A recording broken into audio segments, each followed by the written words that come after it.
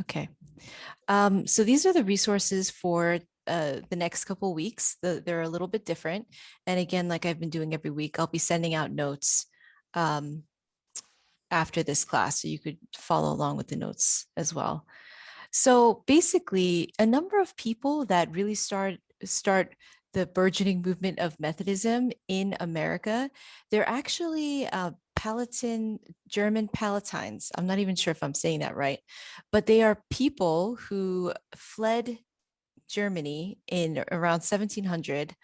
Um, so they fled the papacy and they moved to Ireland to be safe.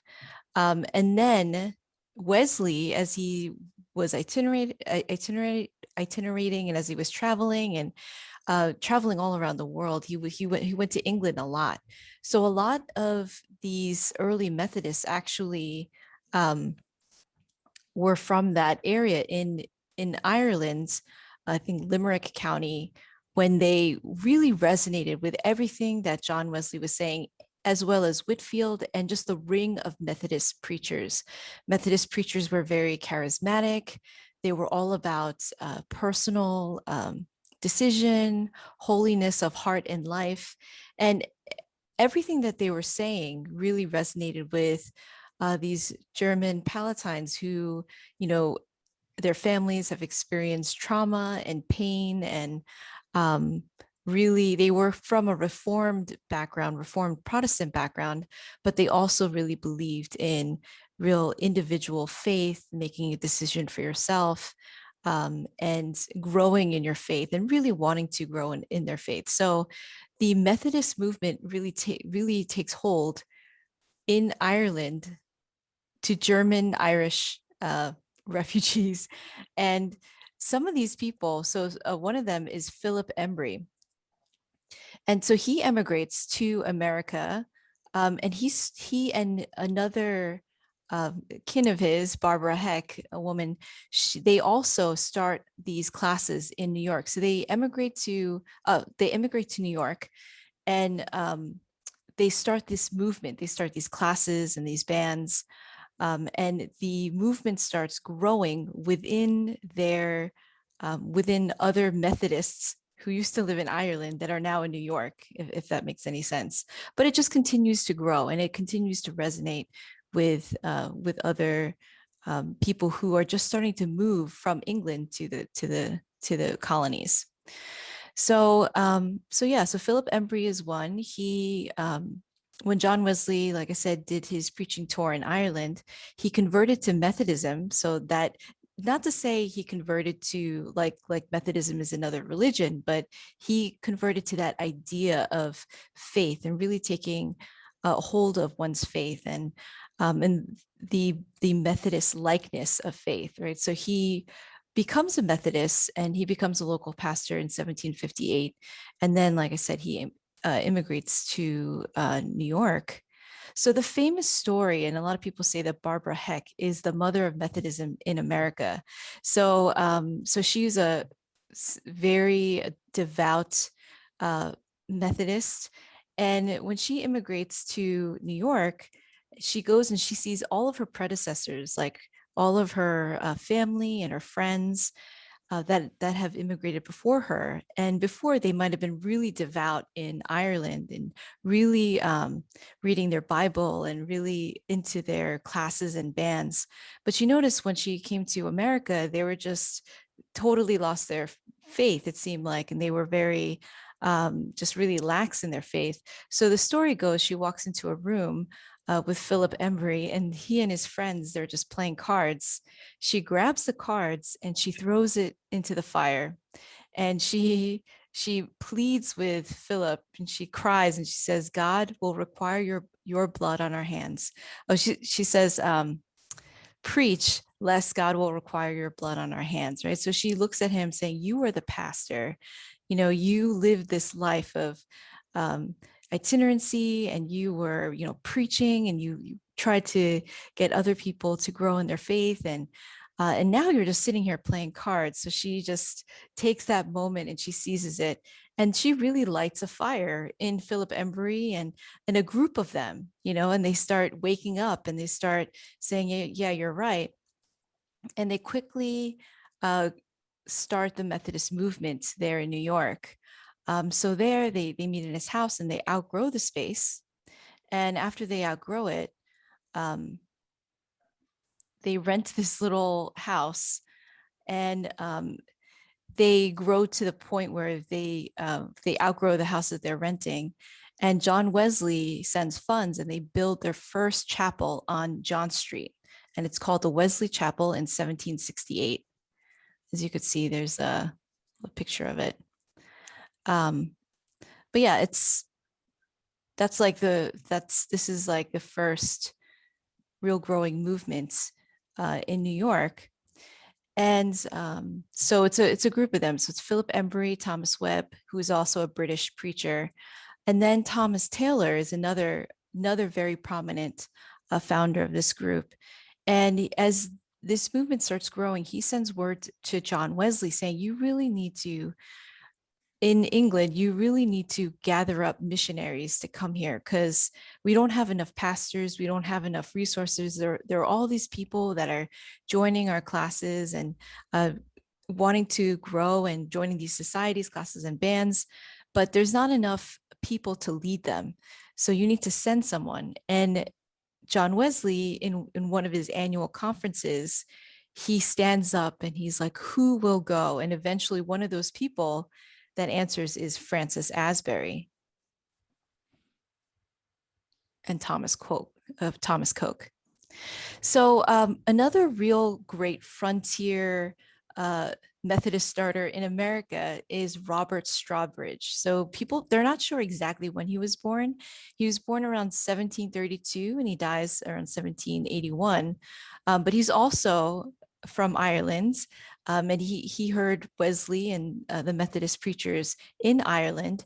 Then he immigrates to Maryland and around the 1760s, and he was a Methodist preacher in Ireland, and he starts preaching and organizing classes and bands in Maryland. So he has this little log cabin. He was a farmer, and he starts the first Methodist society in Maryland in 1763, and they meet in his home, and it kind of outgrows that space. And one of his converts, John Evans, who's also a well-known preacher and teacher in early Methodism, he starts also itinerating and creating more and more followers and more converts, and the society continues to grow. So we do that. So this is actually Robert Strawbridge's house. So they call it the Robert Strawbridge Shrine, which is really interesting because they found out in I think the early uh, 1900s that this was his original house. But as you know, a Methodist history starts to become American religious history, right? So I think the Methodist Historical Foundation ended up buying this house. But yeah, so it's funny how this is now like a historical landmark. It's Robert Strawbridge's house. But as he goes, he travels all around that area. He's a circuit rider, and he creates a real vast framework of people that he's mentoring, that create other mentors, that create other mentors, and it continues to grow.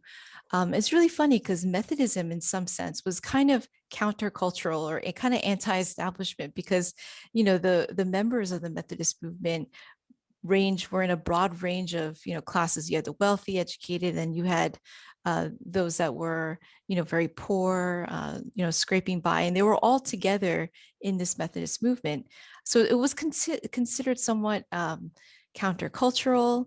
But Robert Strawbridge was like the countercultural presence within the Methodist movement. So one of the things that he would do was he wasn't officially ordained, but he would conduct the Lord's Supper.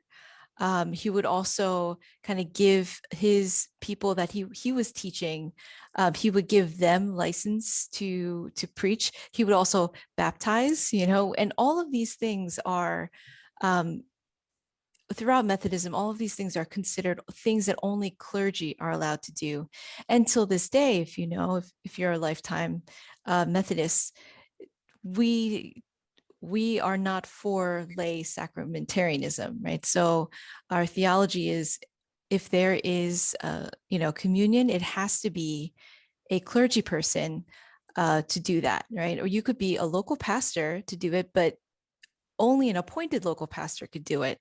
And it's only ordained deacons or provisional deacons, provisional elders, or full deacons, full elders that are able to conduct the sacraments anywhere, right? So it's a very strict kind of licensing process, which is funny because we're very open. We practice open table, but theologically, um, we've only allowed clergy sacramentarianism, which is, only the clergy can bless the elements. And I think that has theological reasonings, but it's also from our roots from the Church of England, right? In the Church of England, it was unheard of for a regular person to bless the elements. And, um, you know, but as the Methodist movement starts to grow in America, and as there's less and less pastors available, Robert Strawbridge, his argument was there aren't enough pastors, there aren't enough people to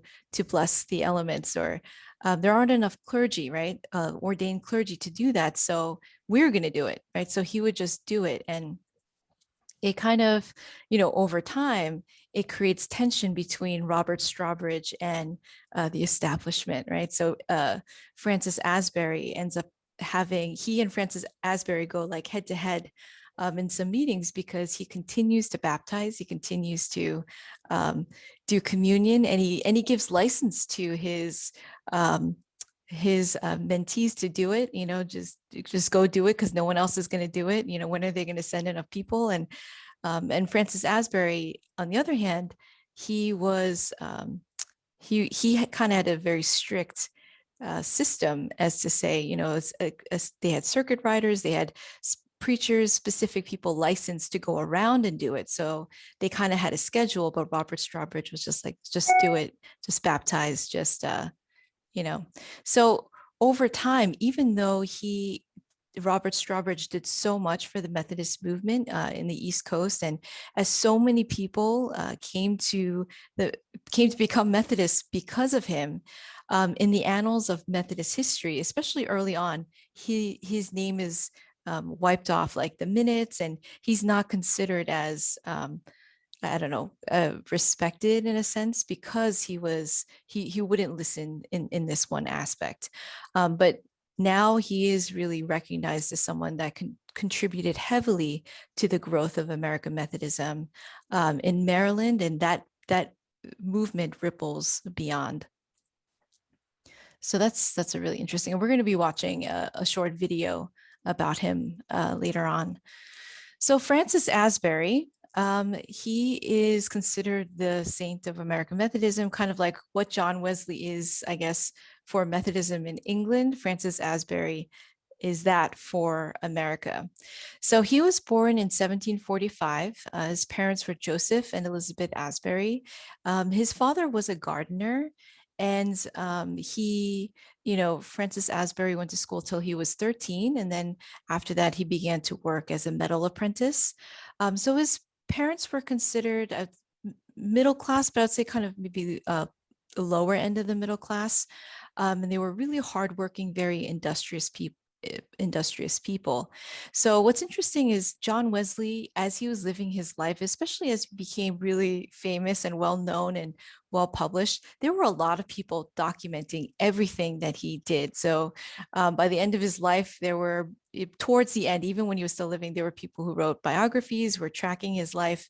With Francis Asbury, he wrote his own journal, and he got that practice from John Wesley, but he was very against people creating autobiographies of himself when he was still alive. So the few entries that he publishes about himself, of his thoughts, of his early life, they're actually really rare compared to John Wesley.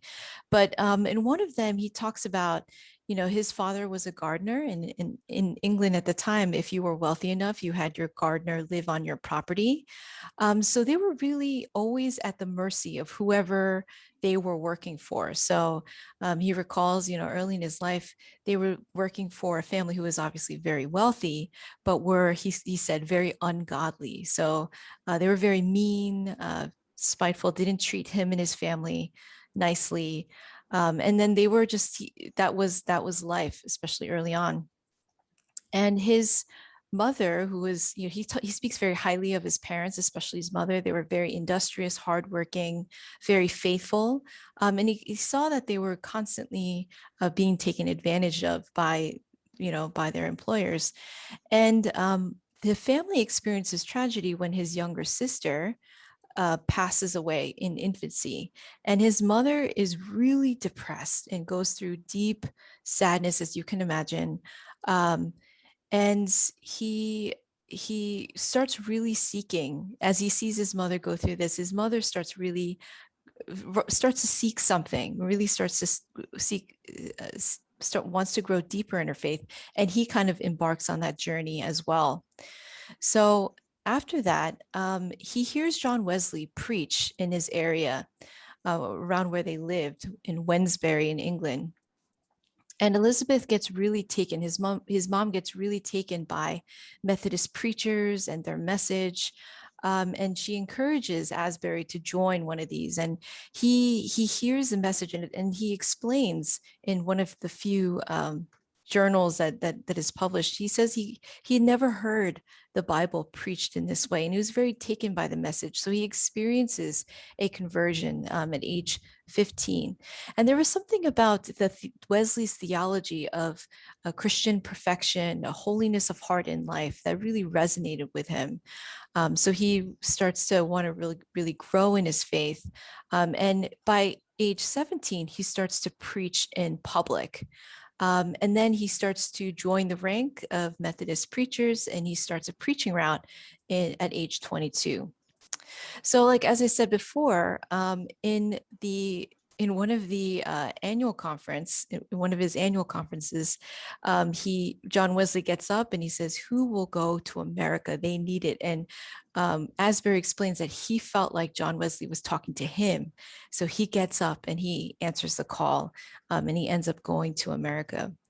So if you look at his life, if people were to pinpoint one of the things that made Asbury really special and what made his ministry so effective in America, so the statistics is, he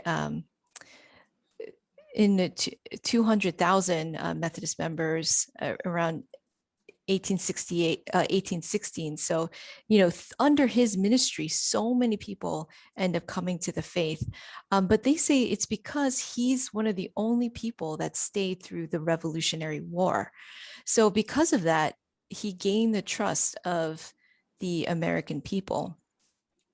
So, and the war was a real problem for the Methodist Church in England, and just for the Church of England overall, it was a real problem. So in the beginning, as it was clear that they were going to war, and I think I mentioned this at our last session, John Wesley writes a pamphlet called A Calm Address to the American Colonies, right? And it sounds like he's being nice, but he's really not. If you really read it, he's actually being very, very harsh. And he's saying, let's calm down. God has given the authority to the king and to the church. And, you guys have all the liberties that you need as citizens of Britain, and kind of like stop whining, right? And as I mentioned before, he's saying, you guys talk about how you're held captive, but you guys have slavery, so I don't really understand your reasoning. So he writes this pamphlet, and of course everybody in America gets really angry and offended, and they start thinking that all Methodists are Tories, right? They're supporters of the British government.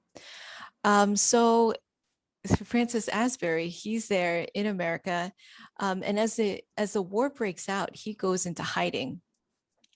So he avoids the Maryland oath, where you have to, it's the draft.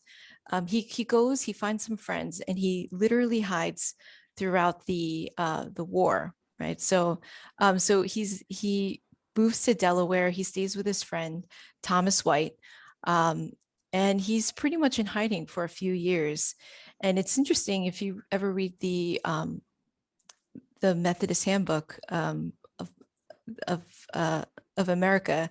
He talks about just his, he has his journals, and he talks about just how he felt trapped. There was nothing to do, and all he could do is read and meditate and study and work on his inner spiritual self. So it's funny, when as I was reading his journal entries, I was like, that's just like what we're doing at COVID. We're just stuck. But he really invests in his spiritual growth. And this is what the handbook says. It says, holed up in the Whites, Asbury couldn't yet discern that the war would ultimately work to Methodism's advantage. It generally accelerated a process by which ordinary Americans became less deferential, less willing to accept traditional notions of hierarchy and patronage, more inclined to consider themselves inherently equal of anyone else. The Methodists offered a clear alternative in this regard, drawing their preachers from the ranks of farmers, artisans who shunned formal theological training. Right. So ultimately, Methodism really proves to be a viable option for Americans because, like I said, Methodists were kind of radical and considered countercultural. So after the American Revolution, it really proved to be successful. Also, another thing that I'd mention is after the American Revolution, all of the churches that were here were pastors from the Church of England. So before the war breaks out, all the pastors leave, and a very few pastors stay. So that's another thing that leaves this open room for the Methodist Church to grow, because there's a kind of like a vacuum. The few pastors that do stay, that denomination ends up becoming the Episcopal Church. But yeah, as Francis Asbury stays, and he continues to after the war, he grows this kind of grassroots connectional system of uh, churches, classes, Bible studies, circuit riders, preachers. As it creates that system, there's a lot of people responding, because a lot of these people that were Methodists were just like them. They weren't Oxford grads. They weren't part of the elites. They were people just like them. So it really resonated with people in America. So after the war, he's ordained in the famous Christmas conference, 1784, by Thomas Coke, and he continues preaching. He travels about 130,000 miles throughout the course of his life, which is almost, Wesley was like, I don't know, 250,000 miles, but Wesley also lived much longer than Asbury did. But just incredible. He travels that much. He never married, never owns a house. He lives a very kind of uh, he doesn't stay in one place too long. He just lives from guests. He lives as a guest to a guest, from one place to the next. And you really appeal to the regular working class man, or regular working class person, because he was not much more educated than them. He stopped school, around middle school, that age, and that was not too different than everyone else in America. And he understood, he was a metal apprentice. He understood what that life was like.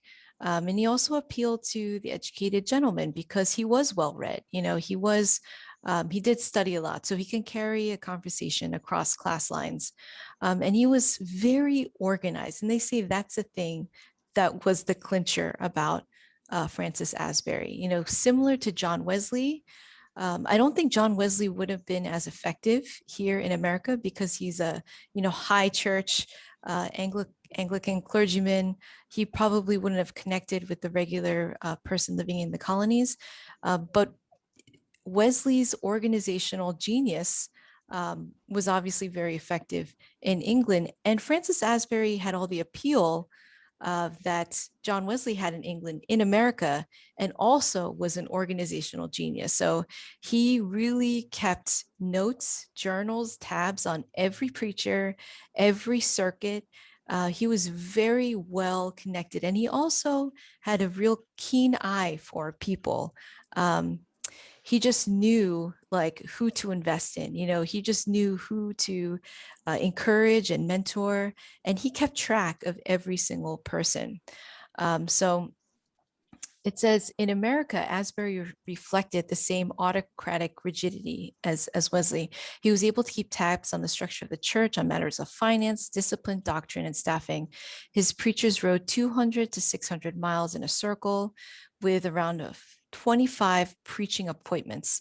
This system was highly effective in reaching the country's rapidly expanding post-revolutionary population, right? So it just sounds so unlike our church today in many ways, but it was just a ring of people, preachers on a circuit, and then they just went round and round. And we'll be talking about circuit riders next week. But he collect very meticulous tabs on all aspects of this, operation, which was another reason why he was able to be very successful. Okay, so we're going to watch a couple videos.